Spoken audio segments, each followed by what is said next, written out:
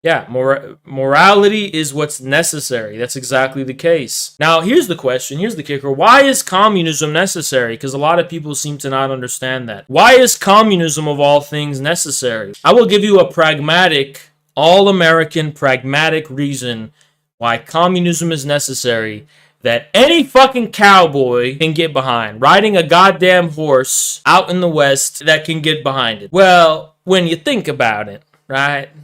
I'll give you why it's necessary. Because out here in these parts, the people are a real, mighty, and powerful thing.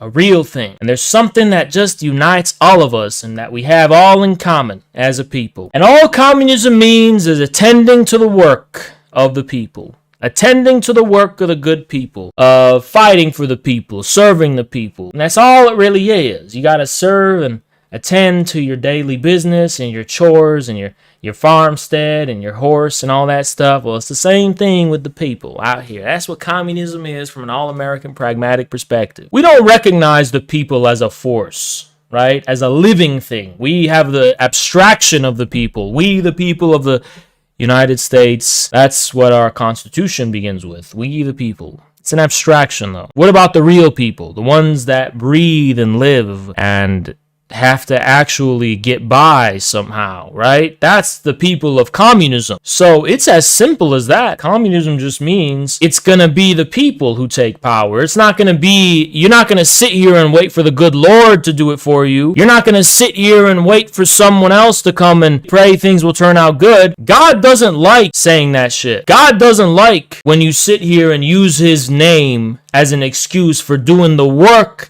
he put you here on earth to do. Let me tell you the stupidity of this way people use religion as a way to ignore the world, the worldly necessities. Okay, imagine if somebody was a father of a household and he's got to take care of his kids and his wife.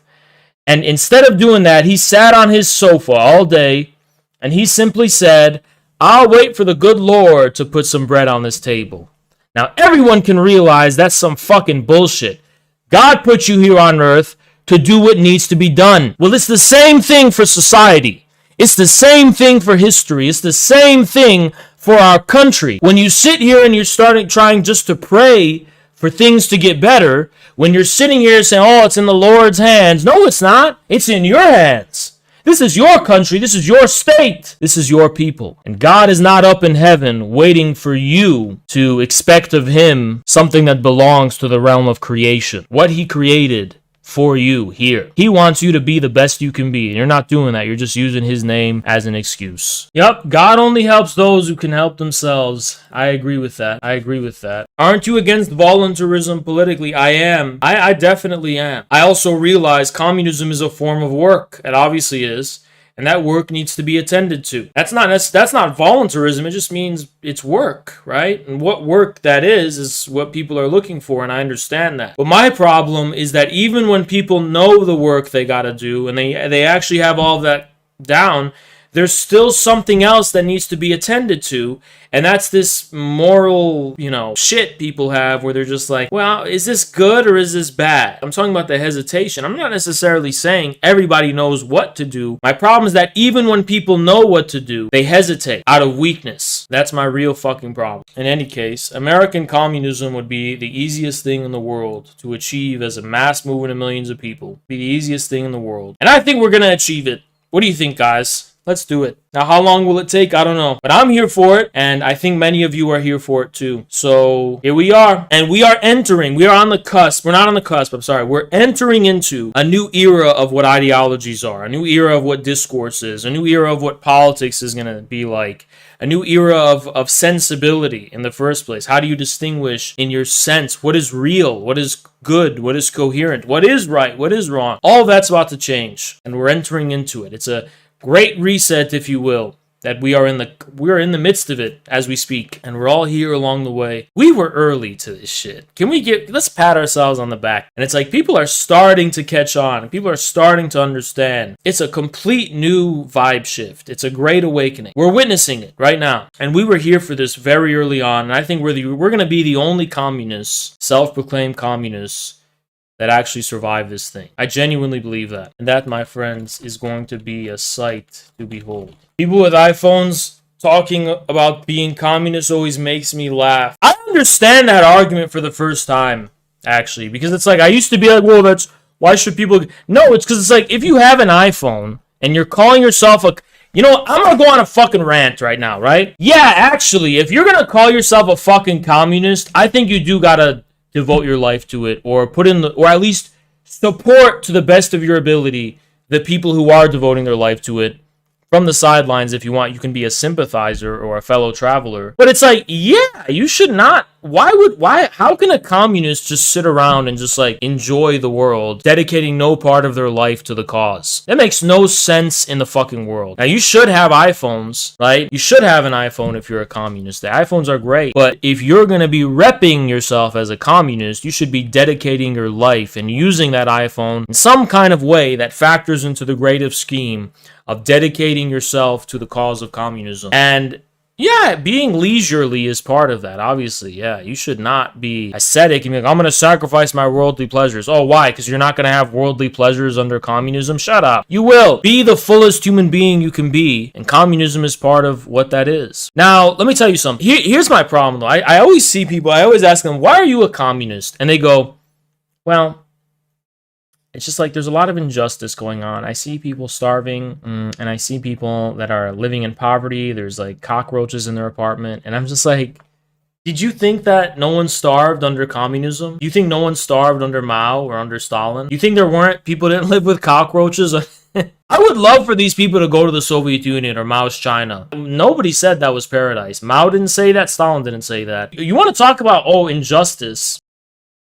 Well, it wasn't necessarily, like, very ideal there as well. I'm talking deep in the countryside, you go to the Soviet Union. Yeah, people, I mean, they didn't even have plumbing a lot of the time. It's pretty harsh.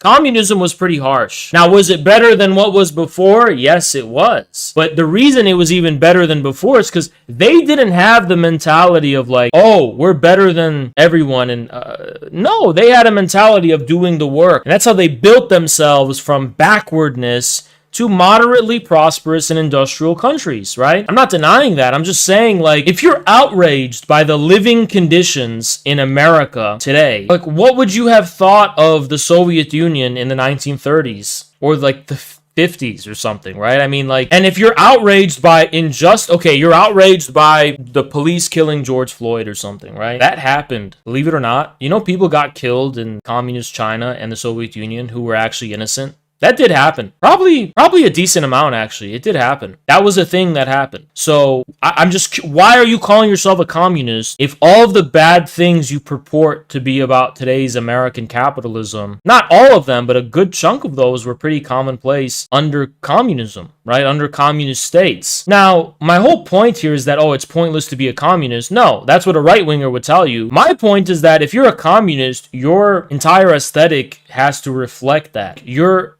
sense of the world, your morality, your sense of motivation, of right and wrong, that also needs to change. Because think about it. If you're a Marxist, you're going to say the majority of people who are not communists have false consciousness, right? Okay, sure. So you had false consciousness, and then you were outraged at the injustice of the world, and then you became a communist. And the reason you're a communist is because of the false consciousness of bourgeois morality. You were under bourgeois false consciousness and then became a communist, quote unquote. And then the reason you became a communist is for reasons that reflect the state of false consciousness that you were in. The truth is much tougher. You know what proletarian consciousness means? It means your moral outrage, your moralism, and the very thing that led you to becoming a communist was wrong. That's quite the predicament now, isn't it? It's not just that you become a communist for some fucking reason that you derive from the world. You became a communist, and that should change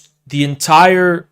It should retro-causally and retrochronically change your entire justification for being one. Now, to explain this to you, how do people really become communists? How does it really happen? It really happens when in communism you discover a thread of consistency across all of the reason in the world, and you maintain fidelity to that thread that you discover, which you've always sensed, but you've never been able to give conscious articulation to. That's what it means to be a communist. It means you don't have a reason that's based in the past. Anyone who says, I'm a communist because I starved when I was 16 years old. No, you're not a communist for that fucking reason. You're just upset over something that happened in your personal life. Well, go and see a therapist or something. That's not the business of politics. It's not the business of an ideology. The business of politics is one of complete selflessness. Marx became a communist because he was a Hegelian. He was a Stoic Hegelian. Now, how did he become a Hegelian? It all comes from religion. Why does anyone become a philosopher? Because religion failed them. Or because the official dogmas of religion failed them. So they become a philosopher. And then when philosophy fails you, you become like Marx and you become a communist. And all I'm saying is that actually communism is just bringing you back to the religious essence, which was obfuscated by official dogmas that are actually philosophy in the disguise of religion. So whatever those holy books were taught, I mean, that's what this all is about, actually. No, because you hate the rich. I don't hate the rich. I don't hate the rich. If I just wanted to be rich, I would dedicate my life to that. If I thought the rich are living the good life, I would just dedicate my life to being rich. And as much as I want to be on a yacht with big booty bitches and turn up in a fucking glass mansion in Miami, as much as I want that, I only want it for free. I'm not going to work for it. I'm not going to work for that because I don't believe in it. I don't believe that's the good life. But the truth is it's like, if I really wanted those things, I would work for them. I'm not working for them because I actually don't think that's the good life. It's not. Communism would be as easy in America as baking some apple pie. It would be as easy and American as apple pie. I think Curtis Yarvin said something one day. He said, communism is as American as apple pie. I don't know the specific context in which he said that, but he was 100% right about that. He was definitely right. Communism is as American as apple pie. It's pragmatism. It's rugged. It's like a different form of work. But why has it come to be associated with Fabian British moralism? I try to debate these people about it and they just lose their fucking minds. They can't accept communism is not for the squeamish or the weak. It's for tough people who are ready to get down for the work of the working class, of building working class power. A lot of people just don't have a sense of warmth in their life, and they just, they're just lonely or something, and they want some sense of belonging and community. I mean, that's not what it's for. It's a form of work. Thank you so much, Chris Morlock. Appreciate you. Western Marxism is bourgeois morality that reifies the oppression narrative. Meanwhile, proletarians discover independence through production. Precisely. That's exactly it, Chris Morlock. And if anyone's curious about what the truth is, that's exactly what it is. Western Marxism is just bourgeois people don't appreciate the depth of Chris's insight here. Because Western Marxism is bourgeois morality also through Lukács. Because the entire sense of praxis, there's no mediation with the metaphysical real. Lukács rejected Engels' dialectics of nature, which basically means dialectics does not apply to the real physical world. It only applies to some socially transcendent horizon. It's just Kantianism. Well, what is bourgeois morality if not Kantian morality? What is Lukács' transcendentalism if not Kantian? It is just bourgeois morality and nothing more. Even in its most sophisticated form, Western Marxism is just it's just bourgeois morality. That's all it fucking is. Proletarian morality is something a little bit scary, right? Proletarian morality is basically when you just laugh in the face of horrible things. And why do you do this? Well, look, it's just something I can't explain to people. I just can't, right? I'm not just cruel. I'm genuine. From a certain perspective, I'm just heartless, I guess. I don't know. Like when someone tells me, oh yeah, China's put all these protesters in jail. I'm just like, cry me a river. I don't give a fuck. When people tell me the horrors of North Korea, I'm like, based? My first thing isn't even denying them. I'm just kind of like, okay, so what?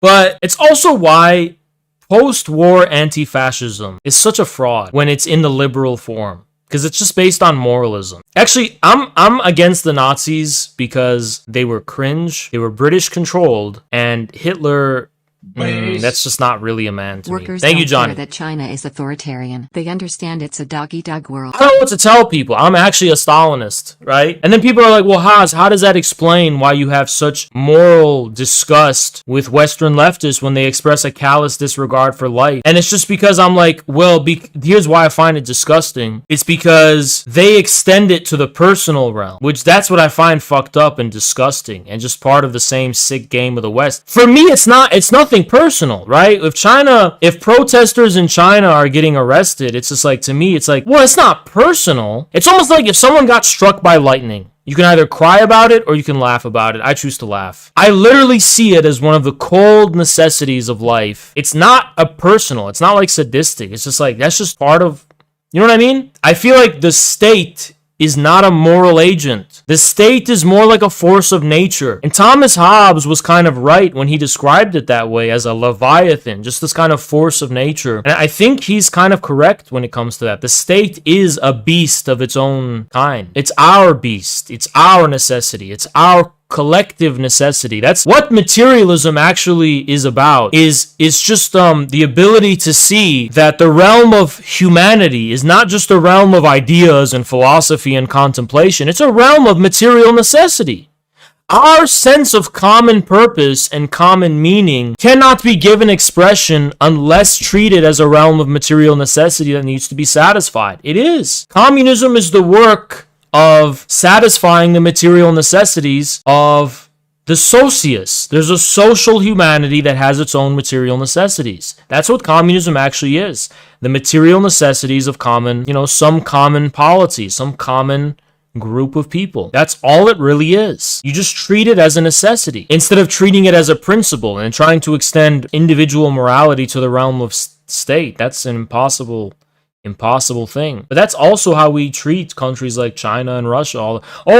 Stalin did this, Mao did this. No, they didn't do any of that. The beast that was the Chinese state and the Soviet state, the Leviathan, if you will, I don't like calling it the behemoth of Soviet statehood and the behemoth of Chinese statehood, all that happened there. Stalin didn't sit here and do something immoral to people. No, these are the basic necessities of a statehood that encompasses tens of millions and millions of people. I don't see how people find this objectionable, or I don't see how you could disagree with this, but somehow people manage to convince themselves the realm of politics and the realm of statehood is the realm of personality, and it's the realm of something that matters to you on a direct level. It doesn't.